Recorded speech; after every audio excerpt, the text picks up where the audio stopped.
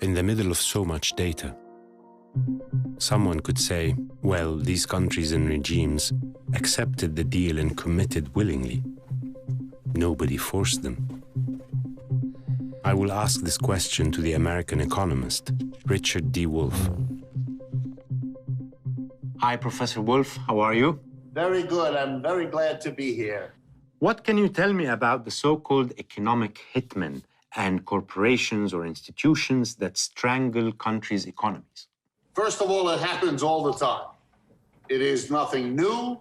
It is not rare. It is common. So somebody from a powerful corporation goes and will sometimes connect to a local equivalent of himself and cut a deal and say, look, I'm going to get paid $10 million for getting this done. I will give you $2 million if you become my local eyes and ears to help me work this out.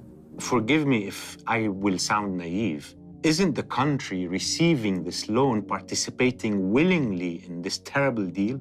Happens all the time. People from third world countries can get into that because they understand this game and they get the job because they say, I know better about the details of local politics. And by the way, it often fails. Don't imagine it's all so smooth. Sometimes one of these people will get drunk and say the wrong thing to the wrong person. Sometimes a local official will have a change of heart and want out of this situation.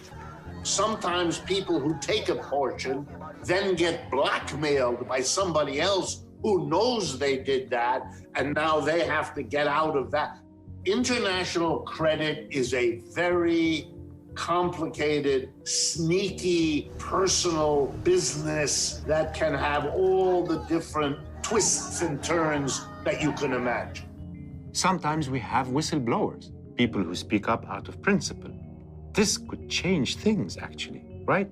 The only answer I can give you is that everything has been done imaginable to keep this game going.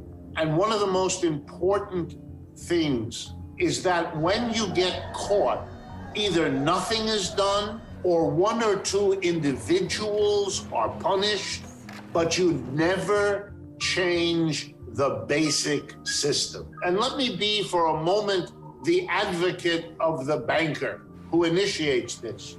That banker knows that if he can work 3 or 4 big deals, one in Ecuador, one in Mali, and one in Malaysia, he will be promoted to the president of the bank. That's how you succeed in the bank.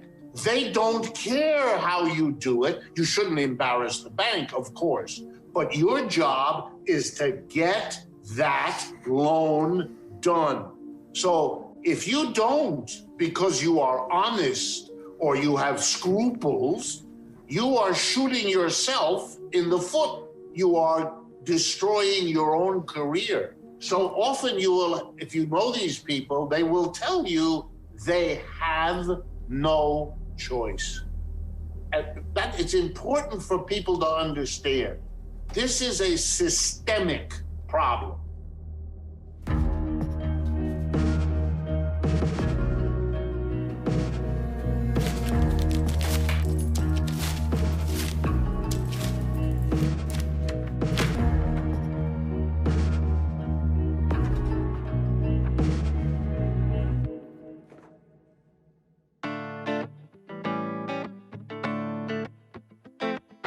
After I left my job as a trader, I started a career in acting. And there were times when I didn't know when the next check will be coming. I understand how it is to be in a difficult financial situation and how this makes you vulnerable. Imagine when the entire economy of a state is placed on the betting table. This can put them in a vulnerable position, unable to negotiate anything but their survival. I know some questions are painful to ask, but I still will ask them. To Mr. Alex, when you do all this problem, when you face all this world problem, are you happy doing this?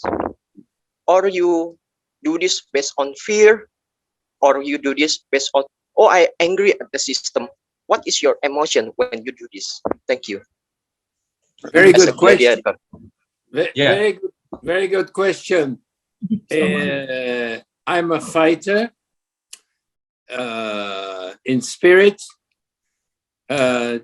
since I can remember, and I don't do this with anger. I do this and makes me very happy. There's nothing that makes me more happy than to do that, to open a school, or to, when we opened this maternity in the Pao tribe in the mountains, it was just 2 nurses and a little hut, but the mortality of the Pao suddenly diminished. For me, that was one of the happiest moments, and I always think about it. So no, I have anger at politicians, but I don't have anger when I do things like I like to do, which is to help children and that sort of thing.